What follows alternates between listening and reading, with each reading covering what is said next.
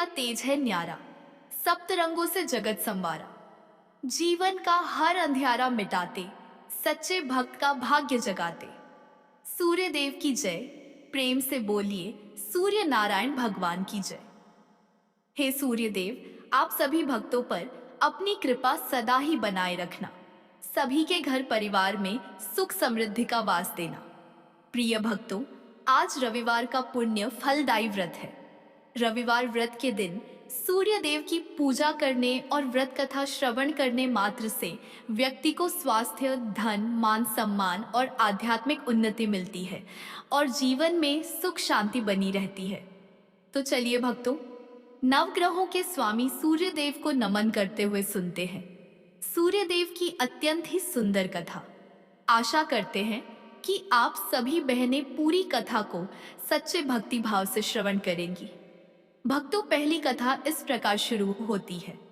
भक्तों, ये कथा है उस समय की जहां विश्वास ही जीवन का आधार था और चमत्कार केवल कहानियों में नहीं बल्कि हकीकत में होते थे। यह कहानी है श्रद्धा की, सब्र की और साक्षात सूर्य देव की असीम कृपा की। हिमालय की गोद में बसा एक गांव था जिसका नाम था सुखपुर। प्रकृति ने इस गांव को बड़े ही फुर्सत से संवारा था। चारों ओर हरियाली, लहलहाते खेत और पहाड़ों से गिरते झरनों का मधुर संगीत।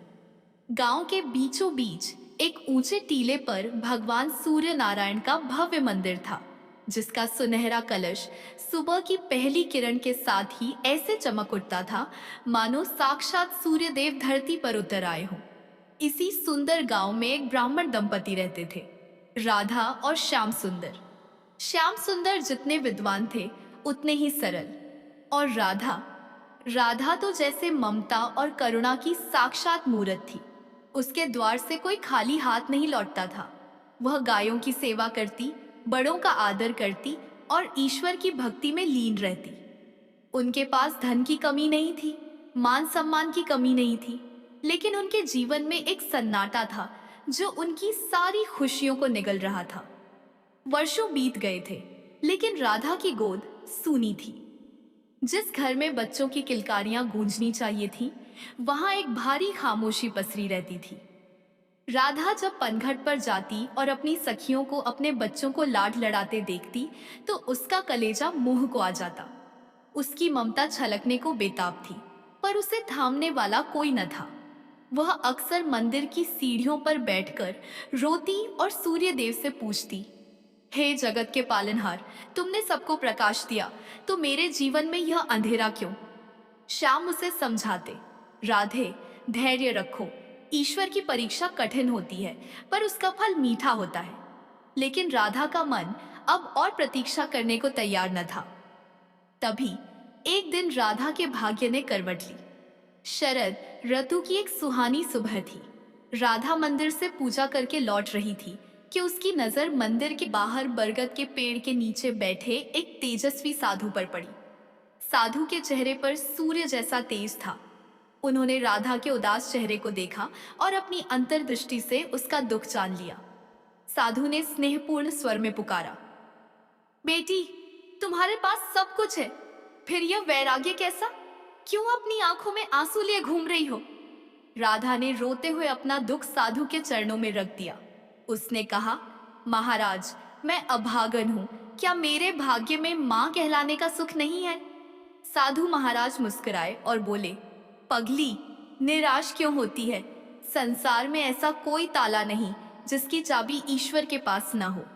तुम सूर्य देव की भक्त हो, पर शायद तुम उनकी सबसे प्रिय उपासना से अनजान हो। क्या तुमने कभी रविवार के व्रत के बारे में सुना है? राधा ने नमे सिर हिलाया। तब साधु ने उसे वह रहस्य बताया जो उसके जीवन को बदलने वाला था। उन्होंने कहा, बेटी, रविवार का दिन साक्षात सूर्य नारायण का दिन है। यह व्रत न केवल सूनी गोद भरता है, बल्कि शरीर के समस्त रोगों का नाश कर घर से दरिद्रता को भी हमेशा के लिए विदा कर देता है। साधु ने विधि समझाते हुए कहा, ध्यान से सुनना राधा, इस व्रत का नियम संयम और पवित्रता है। रविवार के दिन ब्रह्म मुहूर्त में उठना, घर आंगन को लीप कर पवित्र करना, स्नान करके हो सके तो लाल वस्त्र धारण करना, क्योंकि लाल रंग सूर्य को प्रिय है। उगते हुए सूर्य को तांबे के लोटे से जल, लाल चंदन और लाल फूल डालकर अर्घ्य देना। और सबसे जरूरी बात, दिन में केवल एक बार भोजन करना, वह भी सूर्यास्त से पहले। और भोजन में नमक का त्याग करना। फीका नहीं, बल्कि मीठा भोजन जैसे गुड़ और गेहूं की रोटी या खीर का भोग लगाना। साधु ने जाते जाते एक चेतावनी भी दी। याद रखना बेटी, व्रत केवल भूखे रहने का नाम नहीं है। मन में किसी के प्रति बैर न रखना और दीन दुखियों की सेवा करना। क्या तुम यह कर पाओगी? राधा ने दृढ़ निश्चय के साथ सिर हिलाया। अगले ही रविवार से राधा ने अपना महाव्रत शुरू कर दिया। अब चाहे कड़कड़ाती ठंड हो या जेठ की तपती दोपहरी, राधा का नियम कभी नहीं टूटा। वह भोर में उठती, ठंडे जल से स्नान करती और पूरी श्रद्धा से सूर्य की उपासना करती। उसे देखकर ऐसा लगता मानो वह कोई तपस्विनी हो। श्याम भी अपनी पत्नी की इस तपस्या में उसके साथ खड़े रहे। धीरे धीरे राधा के चेहरे पर चिंता की लकीरें मिटने लगी और एक अद्भुत तेज झलकने लगा। लेकिन ईश्वर अपने प्रिय भक्तों की परीक्षा लिए बिना उन्हें अपनी सबसे कीमती वस्तु नहीं देते। राधा की परीक्षा की घड़ी भी आ गई। एक रविवार की बात है। राधा ने पूरा दिन निर्जला व्रत रखा था। शाम हो रही थी, सूरज ढलने को था। राधा ने अपने पारण के लिए बड़े प्रेम से गुड़ का हलवा बनाया था। उसे बहुत जोरों की भूख लगी थी। जैसे ही वह भोजन की थाली लेकर बैठी, द्वार पर एक कमजोर सी आवाज आई। माई, कोई है? 2 दिन से भूखा हूं, कुछ खाने को दे दो माई। राधा ने द्वार पर जाकर देखा। एक बूढ़ा बीमार फकीर लाठी के सहारे खड़ा कांप रहा था। उसकी आंखों में भूख थी। राधा धर्म संकट में पड़ गई। सूर्य डूबने वाला था। अगर वह अपना भोजन फकीर को दे देती तो उसे भूखा रहना पड़ता, क्योंकि नमक वह खा नहीं सकती थी और दोबारा मीठा बनाने का समय नहीं था। उसका व्रत खतरे में था। एक पल के लिए राधा का मन डगमगाया, लेकिन अगले ही पल उसे साधु की बात याद आ गई। प्राणियों की सेवा ही ईश्वर की सेवा है। राधा ने अपनी भूख को भुला दिया। उसने मुस्कुराते हुए उस फकीर का हाथ थामा, उसे सम्मान से बैठाया और अपनी थाली उसके सामने रख दी। फकीर ने जब वह गर्म हलवा खाया तो उसकी तृप्त आंखों से निकले आशीर्वाद ने राधा के हृदय को भर दिया। राधा उस रात भूखी सोई, लेकिन उसे जो सुकून मिला वह किसी 56 भोग से भी बढ़कर था। फकीर ने जाते हुए कहा था, तेरा यह त्याग ही तेरी झोली भरेगा। और वही हुआ। उस रात राधा को स्वप्न में एक अलौकिक प्रकाश दिखाई दिया। उस प्रकाश के बीच 7 घोड़ों के रथ पर सवार साक्षात भगवान भास्कर प्रकट हुए। उनका तेज इतना था कि आंखें चौंधिया जाएं। सूर्यदेव ने कहा, राधा, मैं तुम्हारी तपस्या और कल की गई निस्वार्थ सेवा से अत्यंत प्रसन्न हूं। तुमने अपनी भूख से पहले एक अतिथि की भूख मिटाई। जाओ, तुम्हारा व्रत सफल हुआ। मैं तुम्हें वरदान देता हूं कि तुम्हारे घर एक ऐसा तेजस्वी पुत्र जन्म लेगा जो मेरे ही समान गुणवान होगा। सुबह हुई तो राधा का घर उम्मीद की रोशनी से भर गया और सूर्यदेव का वचन कभी खाली नहीं जाता। ठीक 9 महीने बाद एक रविवार के शुभ दिन राधा के घर एक सुंदर पुत्र का जन्म हुआ। उसका मुखमंडल सूर्य की तरह दमक रहा था। गांव वालों ने जब उस बालक को देखा तो सबने एक ही बात कही, यह तो साक्षात आदित्य है, और इसीलिए उसका नाम आदित्य रखा गया। राधा और श्याम के जीवन में खुशियों की बहार आ गई। उनका घर जो कभी सूना था अब किलकारियों से गूंजने लगा। इतना ही नहीं, रविवार व्रत के प्रभाव से उनके घर में धन धान्य के भंडार भर गए और सभी रोग दोष दूर हो गए। इस चमत्कार को देखकर पूरे सुखपुर गांव ने रविवार का व्रत करना शुरू कर दिया। लोग समझ गए कि सच्ची श्रद्धा और परोपकार में ही ईश्वर बसते हैं। गांव से बीमारियां गायब हो गईं और हर घर में सुख समृद्धि का वास हो गया। तो भक्तों, यह थी श्री रविवार व्रत की पावन कथा। यह हमें सिखाती है कि अगर मन में विश्वास हो और हृदय में सेवा का भाव, तो ईश्वर हमारी पुकार अवश्य सुनते हैं।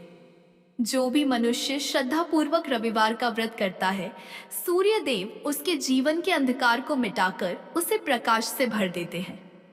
आइए हम सब मिलकर हाथ जोड़ें और सूर्य देव से प्रार्थना करें कि जैसे उन्होंने राधा की गोद भरी, वैसे ही वे हम सबकी मनोकामनाएं पूर्ण करें। है कथा समाप्त हुई। प्रेम से बोलिए सूर्य नारायण भगवान की जय। प्राचीन समय की बात है, एक गांव में एक बुढ़िया रहती थी। उसके पास बहुत अधिक धन संपत्ति नहीं थी, लेकिन वह संतुष्ट और खुशहाल जीवन जीती थी। वह नियमित रूप से प्रत्येक रविवार का व्रत किया करती थी। रविवार के दिन वह सुबह जल्दी उठकर स्नान आदि से निवृत्त होकर अपने घर के आंगन को गोबर से लीपकर साफ सुथरा करती थी। अपने घर को सजाती और भगवान सूर्य देव की आराधना करती थी। सूर्य देव की पूजा के बाद वह व्रत कथा सुनती और सूर्य देव को भोग लगाती।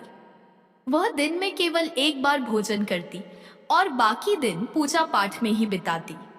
सूर्य भगवान की अनुकंपा से बुढ़िया को किसी प्रकार की चिंता एवं किसी भी प्रकार का कोई कष्ट नहीं था एवं उसका जीवन सुखमय व्यतीत हो रहा था।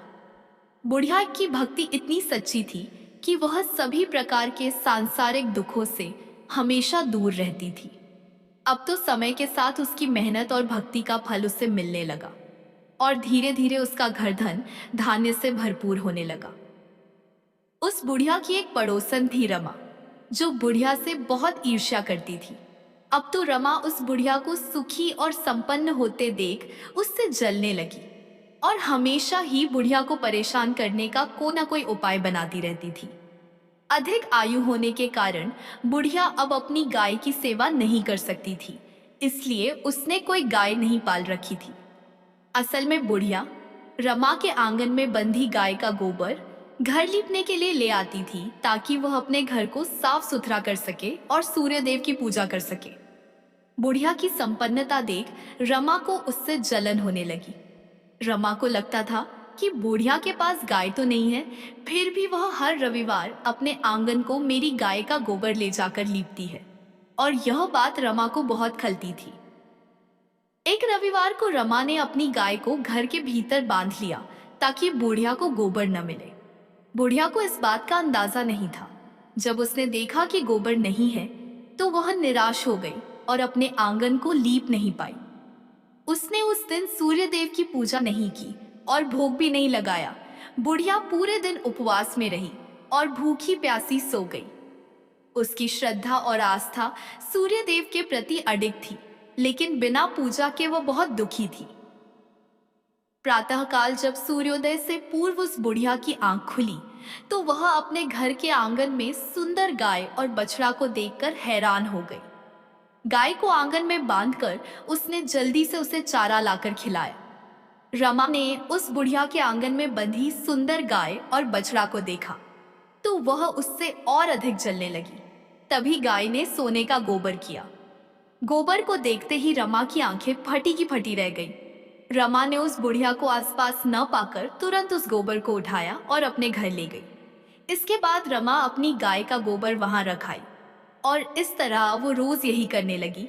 सोने के गोबर से रमा कुछ ही दिनों में धनवान हो गई। गाय प्रतिदिन सूर्योदय से पूर्व सोने का गोबर किया करती थी और बुढ़िया के उठने के पहले रमा उस गोबर को उठाकर अपने घर ले जाती थी और बहुत दिनों तक बुढ़िया को सोने के गोबर के बारे में कुछ पता ही नहीं चला। बुढ़िया इसी तरह हर रविवार को भगवान सूर्यदेव का व्रत करती रही और कथा सुनती रही। लेकिन जब एक दिन सूर्य भगवान को जब रमा की चालाकी का पता चला तो उन्होंने तेज आंधी चलाई। आंधी का प्रकोप देखकर बुढ़िया ने गाय को घर के भीतर बांध दिया। जब सुबह उठकर बुढ़िया ने सोने का गोबर देखा तो उसे बहुत आश्चर्य हुआ। उस दिन के बाद से बुढ़िया गाय को घर के भीतर बांधने लगी।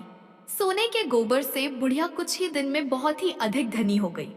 उस बुढ़िया के धनी होने से रमा बुरी तरह जल भुनकर राख हो गई और उसने अपने पति को समझा बुझाकर नगर के राजा के पास भेज दिया। सुंदर गाय को देखकर राजा बहुत खुश हुआ। उसने गाय को महल में ही रखवा लिया। सुबह जब राजा ने सोने का गोबर देखा तो उसके आश्चर्य का ठिकाना न रहा। अब तो बुढ़िया सूर्य देव से अपनी गाय वापस पाने के लिए प्रार्थना करने लगी। सूर्य भगवान को भूखी प्यासी बुढ़िया को इस तरह प्रार्थना करते देख उस पर बहुत करुणा और दया आई।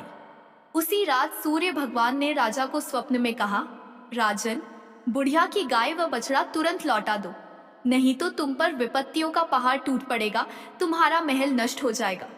सूर्य भगवान के स्वप्न से बुरी तरह भयभीत राजा ने प्रातः उठते ही गाय और बछड़ा बुढ़िया को लौटा दिया। साथ ही राजा ने बहुत सा धन देकर बुढ़िया से अपनी गलती के लिए क्षमा मांगी। राजा ने रमा और उसके पति को उनकी इस दुष्टता के लिए दंड दिया।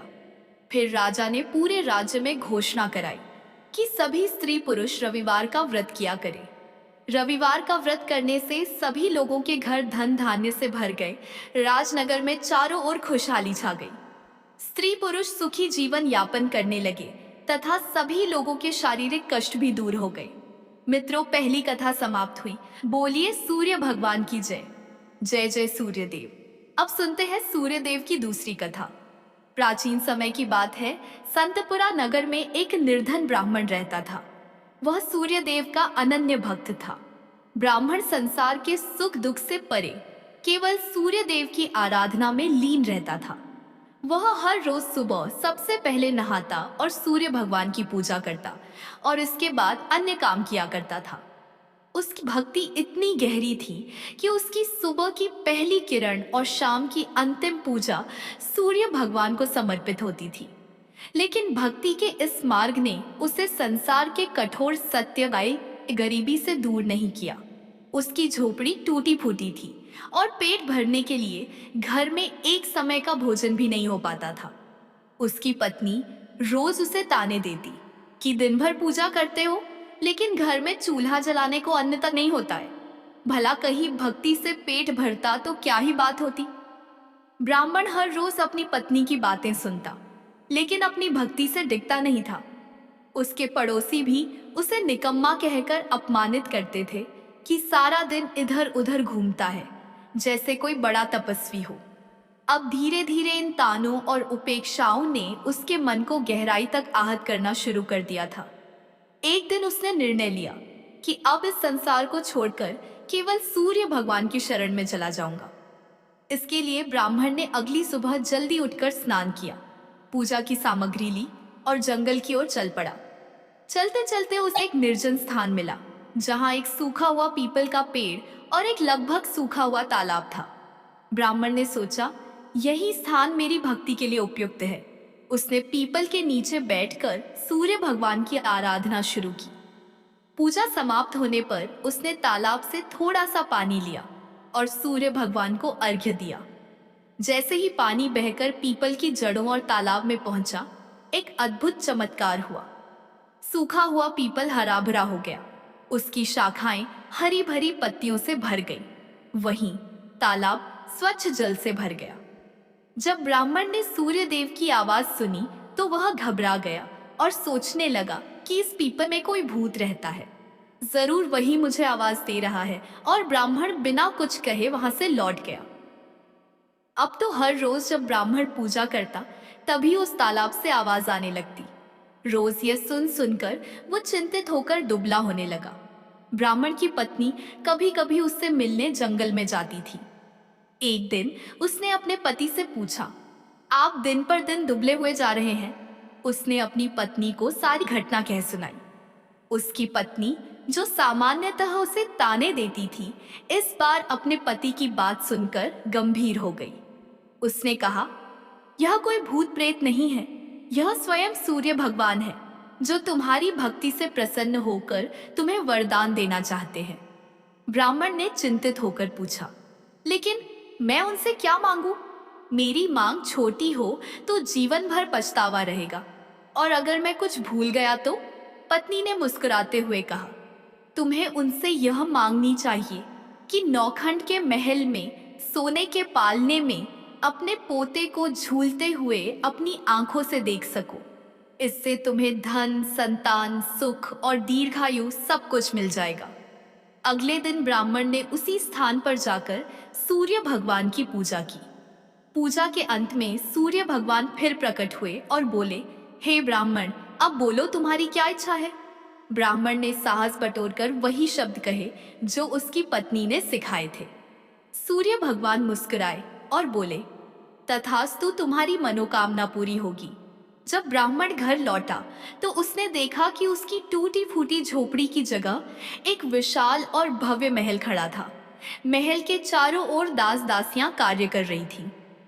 अंदर से उसकी पत्नी सुंदर वस्त्रों और आभूषणों से सजी हुई बाहर आई और बोली, स्वामी, यह सब आपकी भक्ति का फल है। सूर्य भगवान ने आपकी मनोकामना पूरी कर दी। ब्राह्मण ने विस्मित होकर पूछा, इतना धन लेकर हम करेंगे क्या? पत्नी ने उत्तर दिया, हम इसे धर्म और परोपकार के कार्य में लगाएंगे। यज्ञ, हवन और दान पुण्य से ही इस धन का सही उपयोग होगा। और इस प्रकार से ब्राह्मण की ख्याति शीघ्र ही नगर भर में फैल गई। जब राजा को इस बात का पता चला तो उसने ब्राह्मण को अपने दरबार में बुलाया और पूछा, कल तक तो तुम्हारे पास खाने को अन्न नहीं था, आज यह वैभव कहाँ से आ गया? क्या तुमने चोरी की है? डर के कारण ब्राह्मण ने पूरी घटना विस्तार से राजा को बताई। राजा ने कहा, क्या सूर्य देव मेरी मनोकामना भी पूरी करेंगे? मेरे पास सब कुछ है, परंतु संतान सुख से वंचित हूँ।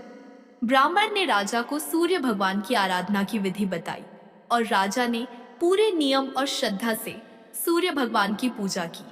कुछ ही समय बाद सूर्य भगवान ने राजा को एक तेजस्वी पुत्र का आशीर्वाद दिया और इस प्रकार से सभी लोग सुखपूर्वक जीवन व्यतीत करने लगे। मित्रों, इस कथा से हमें यह सीख मिलती है कि सच्ची भक्ति में अद्भुत शक्ति होती है। भक्ति का मार्ग कठिन अवश्य है, परंतु यदि श्रद्धा और समर्पण सच्चा हो तो ईश्वर की कृपा से असंभव भी संभव हो सकता है। ब्राह्मण की निष्ठा और विश्वास ने न केवल उसे सुख समृद्धि प्रदान की, बल्कि संसार को यह संदेश भी दिया कि धर्म और परोपकार से ही सच्चा जीवन संभव है। कथा समाप्त हुई। बोलिए मित्रों, सूर्य नारायण भगवान की जय। अब सुनते हैं अंतिम कथा, सूर्य नारायण भगवान और रानी संज्ञा की कथा। एक समय की बात है जब सूर्य नारायण भगवान अपनी पत्नी रानी संज्ञा के साथ सुखमय जीवन बिता रहे थे। एक दिन रानी संज्ञा के मायके से संदेश आया कि उन्हें अपने पीहर आकर कुछ समय बिताना चाहिए। रानी संज्ञा का मायके जाने का मन नहीं था, लेकिन सूर्य भगवान ने उन्हें समझाया और आग्रह किया कि वह मायके जाए। उन्होंने वादा किया कि वह उनके लिए बहुत सारी सुंदर और उपयोगी वस्तुएं भेजेंगे और इस तरह से रानी संज्ञा मायके चली गई। कुछ समय बाद सूर्य भगवान ने उनके लिए कई वस्तुएं भेजी, जिनमें चौपट, पासा, पचेटा, आती डोरा और मिठाइयाँ थीं। उन्होंने इन वस्तुओं को बड़े प्यार से भेजा ताकि रानी संज्ञा खुश हो सके। रानी संज्ञा की भाभियां स्वभाव से चंचल और मजाकिया थीं। उन्होंने सूर्य भगवान द्वारा भेजे गए इन उपहारों के डिब्बों को खोला और सारा सामान निकालकर उनकी जगह कंकड़, पत्थर और कांटे भर दिए और फिर उन्होंने डिब्बों को वैसे ही बंद कर दिया जैसा उन्हें मिला था। जब रानी संज्ञा ने इन डिब्बों को खोला और उनमें से सामान निकालने के लिए हाथ डाला तो उनके हाथ में कांटे चुभ गए। उनकी भाभियां यह देख जोर जोर से हंसने लगी। यह देखकर रानी संज्ञा को बहुत गुस्सा आया, लेकिन वह कुछ कह नहीं पाई। कुछ समय बाद सूर्य भगवान रानी संज्ञा को वापस लेने आए, लेकिन जब रानी संज्ञा ससुराल लौट आई तो उन्होंने सूर्य भगवान से बात करना बंद कर दिया। यहाँ तक कि वह अपनी सासू माँ और अन्य परिजनों से भी कोई बात नहीं करती थी। अब तो सूर्य भगवान को यह बात बहुत अजीब लगने लगी। उन्होंने अपनी माँ से पूछा, माताजी, क्या रानी संज्ञा आपसे बात करती है? उनकी माँ ने कहा, नहीं बेटा, जब से वो मायके से लौटी हैं, उन्होंने किसी से बात नहीं की। सूर्य भगवान को यह चिंता का विषय लगा। उन्होंने अपनी माँ से कहा, आज आप उनसे कहिए कि घर में साल यानी चावल की बोरी रखी है, उससे चावल निकालें, लेकिन ध्यान रखें कि एक भी चावल टूटना नहीं चाहिए। जब रानी संज्ञा को यह काम बताया गया तो वह और अधिक दुखी हो गई और उन्होंने अकेले में बैठकर रोना शुरू कर दिया। फिर वह छत पर गई और चिड़ियों को पुकारने लगी।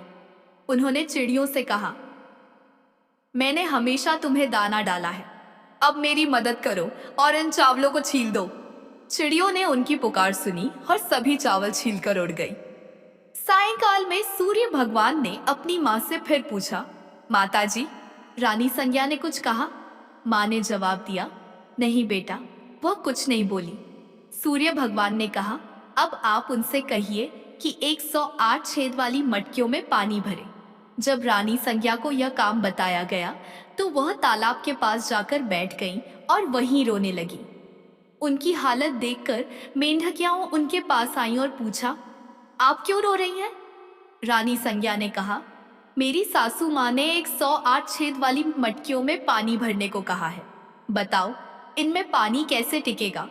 मेंढकियों ने कहा, आप चिंता मत करो, हम छेदों पर चिपक जाएंगी, फिर आप आराम से मटकियां भर लेना। यह सुनकर रानी संज्ञा को थोड़ा सुकून मिला। मेंढकियों ने अपनी बात रखी और रानी संज्ञा ने आसानी से मटकियों को पानी से भर दिया। उस दिन भी सूर्य भगवान ने अपनी माँ से पूछा, माताजी, रानी संज्ञा ने कुछ कहा? माँ ने जवाब दिया, नहीं बेटा, वह अभी भी चुप है। सूर्य भगवान ने कहा, अब आप उनसे कहिए कि बाग में उनकी मासी जी आई है, उनसे मिलने जाएं और उनसे यह भी कहिए कि जिस तरफ धागे बिखरे हैं उस तरफ जाएं। अगले दिन सूर्य भगवान एक महिला का रूप धारण करके बाग में बैठ गए। उन्होंने घूंघट डाल रखा था और धीरे धीरे रोने लगे। जब रानी संज्ञा वहां आई तो उन्होंने उस महिला को रोते देखा तो रानी संज्ञा ने पूछा, तुम क्यों रो रही हो? क्या कोई मुसीबत है? सूर्य भगवान महिला के स्वर में बोले, आपकी मुसीबत के सामने मेरी मुसीबत कुछ नहीं है। यह सुनकर रानी संज्ञा फूट फूट कर रोने लगी। उन्होंने कहा, मैं अपने मायके नहीं जाना चाहती थी, फिर भी उन्होंने मुझे जबरदस्ती भेज दिया। वादा किया था कि अच्छी अच्छी वस्तुएं भेजेंगे, लेकिन उन्होंने डिब्बों में कंकड़, पत्थर और कांटे भेज दिए। जब मैंने डिब्बे खोले तो मेरे हाथ कांटों से घायल हो गए। वापस आने पर उन्होंने साल में से चावल निकालने को कहा और एक भी चावल टूटने नहीं चाहिए। फिर उन्होंने 108 छेद वाली मटकियों में पानी भरने का आदेश दिया। यह कहते कहते रानी संज्ञा की आंखों से आंसू बहने लगे। रानी संज्ञा की बात सुनकर सूर्य भगवान ने उनका हाथ पकड़ लिया और अपने असली रूप में आ गए। उन्होंने कहा, रानी संज्ञा, चुप हो जाओ। मैंने तुम्हारे लिए चौपट पासा, मिठाई और सुंदर वस्तुएं भेजी थी। यह सब तुम्हारी भाभीियों का मजाक था, मेरी कोई गलती नहीं थी। अगर तुमने यह बात पहले ही बता दी होती तो तुम्हें इतनी मुसीबत नहीं झेलनी पड़ती। सूर्य भगवान की बात सुनकर रानी संज्ञा को राहत मिली और उन्होंने सूर्य भगवान को क्षमा कर दिया और सूर्य देव रानी संज्ञा के साथ खुशी खुशी रहने लगे। मित्रों, यह कथा हमें यह सिखाती है कि धैर्य और सहनशीलता हर परिस्थिति में हमारा साथ देते हैं। इस कथा में प्रकृति के जीव जंतुओं जैसे चिड़ियों और मेंढकियों ने रानी संज्ञा की मदद की, जिससे यह संदेश मिलता है कि जब हम दूसरों के लिए अच्छे काम करते हैं तो संकट के समय वे भी हमारी मदद करते हैं। कथा समाप्त हुई। बोलिए बहनों, सूर्य नारायण भगवान की जय हो।